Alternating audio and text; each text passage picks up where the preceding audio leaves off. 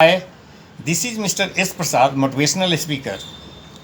दोस्तों, आज मैं मोटिवेशन फॉर सक्सेस अपने वीडियो के अंतर्गत देश के second prime minister Lal Bahadur Shastri के विषय में चर्चा करूंगा। लाल बहादुर शास्त्री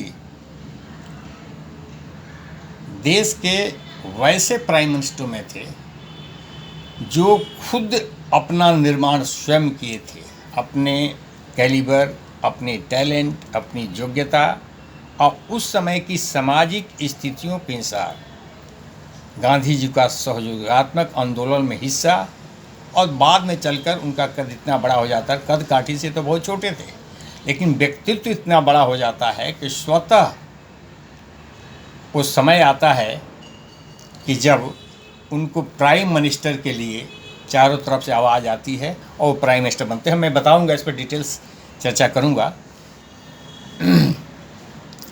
लाल बहादुर शास्त्री का जन्म 1904 में यूपी के मुगल सराय में, वो बनारस से मात्र 7 किलोमीटर की दूरी पर एक जगह है, वहाँ हुआ था। लाल बहादुर शास्त्री के पिताजी एक बिल्कुल छोटे शिक्षक थे और ये 3 भाई थे। इनकी 2 साल की उम्र में ही पिताजी का देहांत हो गया। छोटा परिवार, गरीब परिवार, रिसोर्सेज की कमी। इनकी माँ तीनों बच्चों को लेकर अपने घर चली गई। बाद में लाल बहादुर शास्त्री बनारस अपने इस चाचा के पास आ गए पढ़ाई लिखाई के संबंध में। शुरू में गांव के पाठशाला में वे पढ़ते थे। हाई स्कूल में जब गए तो स्थिति ये बनी कि एक नदी को पार करके इनको स्कूल जाना पड़ता था। आर्थिक स्थिति अच्छी नहीं थी, नाव का पैसा डेली दे पाना इनके लिए संभव नहीं था। तो बताया जाता है कि नदी को तैर कर एक हाथ में बुक्स और कपड़े लेकर नदी को तैर करके जाते थे। यह विकट स्थिति इनके बचपन की थी। यद्यपि किताब खरीदने, यहाँ तक कि किताब खरीदने के लिए भी पैसे नहीं होते थे, मांग कर, रात भर नोट करके ये पढ़ा करते थे। बचपन में इनका नाम शुरू में लाल बहादुर श्रीवास्तव था। पिताजी ने इनका नाम श्रीवास्तव हटवा दिया था कि कास्ट डिस्क्रिमिनेशन होगा, नाम से कास्ट डिस्क्रिमिनेशन होगा।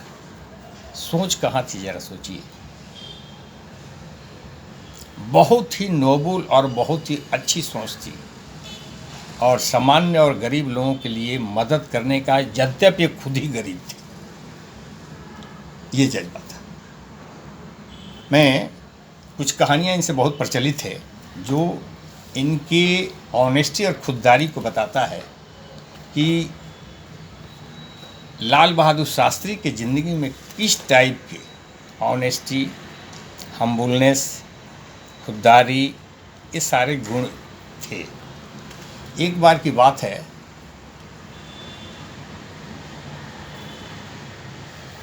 मैं आगे की बात बता रहा हूँ। 1961 में लाल बहादुर शास्त्री देश के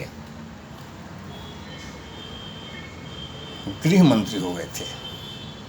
उस समय इनके बच्चे अनिल शास्त्री और जो 2 थे, दिल्ली के एक बहुत अच्छे स्कूल में टांगा से पढ़ने जाते थे। टांगा एक घोड़ा गाड़ी होता है। सोचिए, देश का होम मिनिस्टर, उसका लड़का टांगा से जाता है, और उनके मातहत अधिकारियों के लड़के कार से जाते हैं। ये बच्चों को दिखी, अनिल शास्त्री और अन्य को। उन्होंने घर पर अपने पापा से बात की, पापा ऐसे कैसे होगा, हम लोग टांगा से स्कूल जाते हैं और आपके अंडर में काम करने वाले अधिकारी के बच्चे कार से जाते हैं। घर पर ही चर्चा छिड़ गई। उनकी माँ भी थी, ललिता शास्त्री। तो उन्होंने कहा कि बेटे, मैं चाहूँ तो अपने डिपार्टमेंट के कार से भी आप लोगों को स्कूल तो छुड़वा सकता हूँ, परंतु ये कब तक, जिस दिन मैं मिनिस्टर नहीं रहूँगा। कहाँ तक की सोच है, आसमान ज़मीन का सोच है आज के मंत्री और उस समय के लाल बहादुर शास्त्री इस तरह के लोगों की। अंत में घर में कार खरीदने की बातें शुरू हुई कि नहीं कार घर में चाहिए। अब शास्त्री जी बड़े फेन पड़ गए, पैसे थे नहीं, चारों तरफ से जोड़ गांठ के घर ऑफिस गए, अपने स्टाफ को बुलाए। अब होम मिनिस्टर थे, वो स्टाफ कैसा होगा, सेक्रेटरी आईएएस लेवल के लोग होते हैं, बुलाए, पैसे जोड़ गांठ अपना कहाँ कहाँ थे रखे, बताए। बावजूद कार खरीदने 5,000 रुपया कम पड़ गया। तो बैंक से 5,000 रुपया लोन लेना पड़ा हिंदुस्तान के होम मिनिस्टर को एक कार खरीदने के लिए, और कार खरीदी। ईमानदारी की ये कहानी बाद में 1964 में पंडित नेहरू के बाद जब उनका डेथ हो गया तो ये प्राइम मिनिस्टर भी बने, और ड्यूरिंग प्राइम मिनिस्टर 1966 में 1965 में उस समय भारत पाकिस्तान युद्ध शुरू हो गया था। और शास्त्री जी का जो उस समय डायनेमिक व्यक्तित्व था, पाकिस्तान को चने चबवा दिया था। बाद में इस युद्ध को रोकने के लिए ताशकंद समझौता यूएसएसआर रशिया में उनको जाना पड़ा, और पाकिस्तान के अयूब खान प्रेसिडेंट गए। बदकिस्मत से बहुत रहस्यमय ढंग से लाल बहादुर शास्त्री की वहाँ मृत्यु हो गई, जो किसी को ये एक्सेप्ट नहीं हो रहा था कैसे क्यों, और कैसे क्यों का उत्तर आज तक अनुत्तरित है। किसी एजेंसी ने इसी जांच की मांग तक नहीं की। उसके बाद प्राइम मिनिस्टर इंदिरा गांधी बनती है देश की। प्राइम मिनिस्टर बनने के बाद वो लाल बहादुर शास्त्री के घर जाती हैं, ललिता शास्त्री से, उनकी पत्नी से मुलाकात करती है, और वो लोन की राशि को माफ़ करने की पेशकश करती है।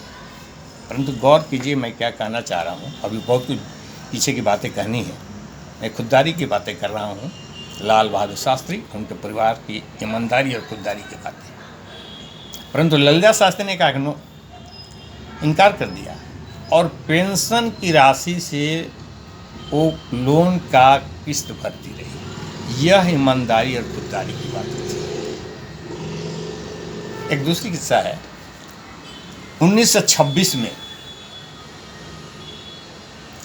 लाल बहादुर शास्त्री काशी विद्यापीठ से ग्रेजुएशन कर रहे थे,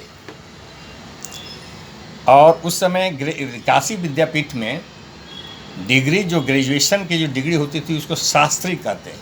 तो कंप्लीट करने के बाद इनको शास्त्री की उपाधि मिली, तब से ये शास्त्री जी कहे जाने लगे और लाल बहादुर शास्त्री हो गए। उसके बाद 1927 में इनकी शादी हो गई ललिता शास्त्री से। अब शादी के संबंध में एक घटना बताता हूँ।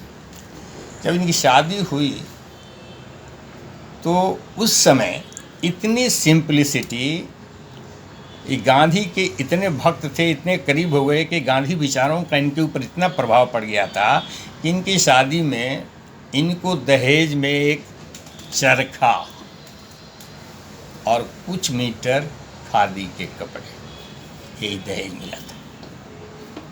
ये है सिंपलिसिटी। और दूसरी बात मैं जो कहने जा रहा था, 1930 में असहयोग आंदोलन शुरू हो गया गांधी जी का। उसमें लाल बहादुर शास्त्री कूद पड़े और असहयोग आंदोलन में भाग लिया। 1942 में नमक आंदोलन में भी भाग लिया, और इस तरह गांधी जी के प्रत्येक आंदोलन में भाग लेते रहे, बढ़ चढ़ करके। और देश की स्थिति चूँकि अंग्रेज़ों के शासन का ये था, देश गुलामी के से जंजीरों से कैसे हटेगा, प्रयासरत, ये काफ़ी उस समय से ग्रेजुएशन के बाद से ही इनके अंतर्गत वो चीज़ें कूट कूट कर भर गई थी गांधी के सानिध्य में आकर, कि देश की आज़ाद कैसे होगा। क्योंकि देश पर अंग्रेजों का जो शासन था देशवासियों के साथ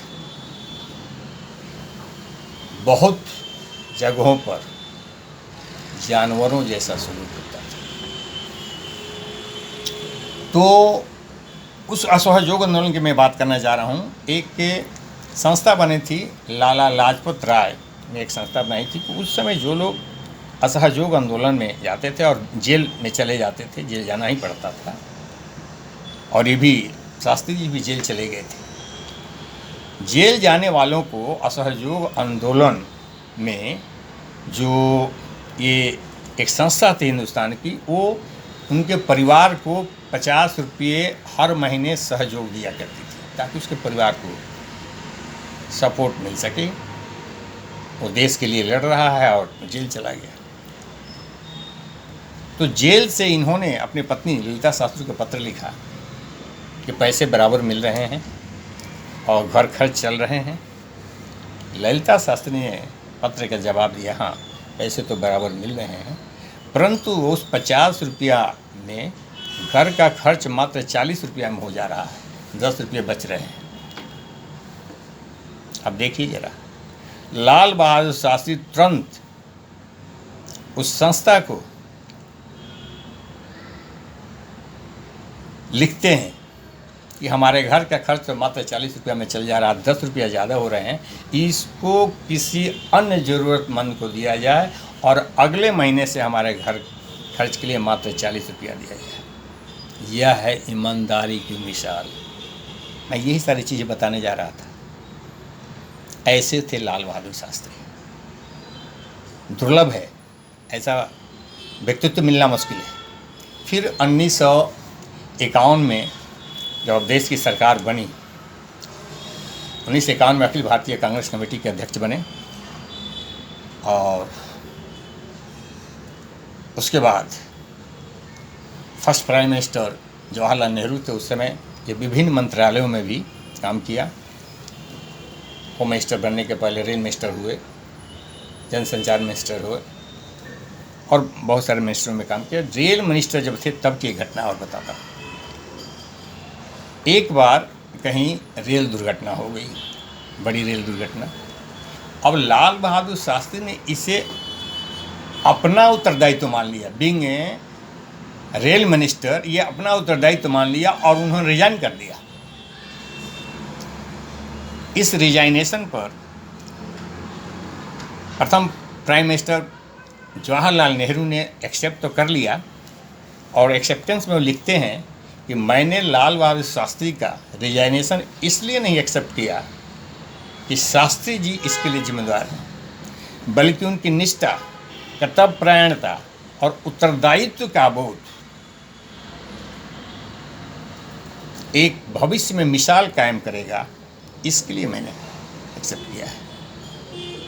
इस प्रकार का व्यक्तित्व था लाल बहादुर शास्त्री का। बाद में प्राइम मिनिस्टर नेहरू की मृत्यु के बाद 1964 में ये देश के दूसरे प्राइम मिनिस्टर बने, और अपने प्राइम मिनिस्टरशिप में कुछ बड़े ही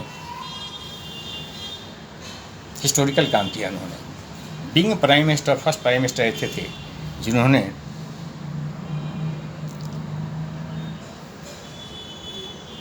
जाति प्रथा और शादी में जो दहेज प्रथा के अगेंस्ट में इन्होंने आवाज़ उठाई थी। नंबर 2, देश में उस समय खाद्यान्न की स्थिति अच्छी नहीं थी। खाद्यान्न उत्पादन में बढ़ावा देने के लिए उन्होंने हरित क्रांति का जोर दिया था और इसके लिए बढ़ावा दिया था। नंबर 3, दुग्ध उत्पादन के क्षेत्र में श्वेत क्रांति का भी इन्होंने बड़ा समर्थन किया था और इसका उत्पादन बढ़ा था। और उन्होंने सबसे बड़ी बात अपने प्रधानमंत्रित्व काल में ये कही थी कि देश के 2 मुख्य स्तंभ है, जवान और किसान। जवान देश की रक्षा करता है, सरहदों की रक्षा करता है, देशवासियों की रक्षा करता है, देश को महफूज रखता है, और किसान हमारे देश के लिए रोजी रोटी की व्यवस्था करता है और सारे देशवासियों को भोजन उससे मिलता है। तो जय जवान और जय किसान का नारा इन्होंने दिया था, इसी के समय की बात है। और ताशकंद समझौता के बाद, जैसे कि आपने अभी बताया कि बहुत रहस्यमय ढंग से 1966 में इनकी मृत्यु हो गई और आए, परंतु ये रहस्यमय ढंग की मृत्यु जो है बहुत ही रहस्यमय रही और प्रश्न अनुत्तरित रह गए। क्यों, कारण, कैसे, इसका जवाब आज तक नहीं ढूंढा जा सका और नहीं ने कोई एजेंसी इसको मांग की कि इस पर कमीशन बैठाया जाए, कैसे क्या, कुछ नहीं हो सका। बहरहाल उसके बाद मृत्युपरांत 1966 में उनको देश का सर्वोच्च ये से नवाजा गया, भारत रत्न के उपाधि से विभूषित किया गया। और उसके बाद देश के तीसरे प्रधानमंत्री श्रीमती इंदिरा गांधी बनी। यह है हमारे लाल बहादुर शास्त्री का व्यक्तित्व, जो एक सरल, सिंपल स्वभाव और हम्बल स्वभाव के व्यक्ति थे। ऑनेस्टी और खुददारी उनमें कूट कूट कर भरी थी। ये वैल्यूज फॉर लाइफ और सिद्धांतों की राजनीति करते थे, सिद्धांतों के व्यक्ति थे। सीखने वाली बात यही है कि आदमी का जीवन कुछ समय तक तो दिखावा, ओढ़ावा, पहनावा से चलता है, लेकिन अंततोगत्वा इंसान की पहचान वैल्यू से होती है, उसके सिद्धांतों से होती है, थॉट प्रोसेस होती है, दूसरे के प्रति व्यवहार विचार से होती है। ये चीज़ सीखने को मिलती है।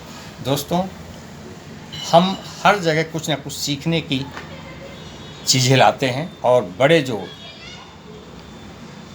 लोग हैं, जो सफल व्यक्ति हैं, अपने अपने क्षेत्र में उनसे सीखने के लिए बहुत सारी चीज़ें हैं। उम्मीद है आप ये व्याख्यान लाल बहादुर शास्त्री पर पसंद करेंगे और हमारे वीडियो को लाइक एंड सब्सक्राइब करेंगे। धन्यवाद। पुनः नेक्स्ट वीडियो।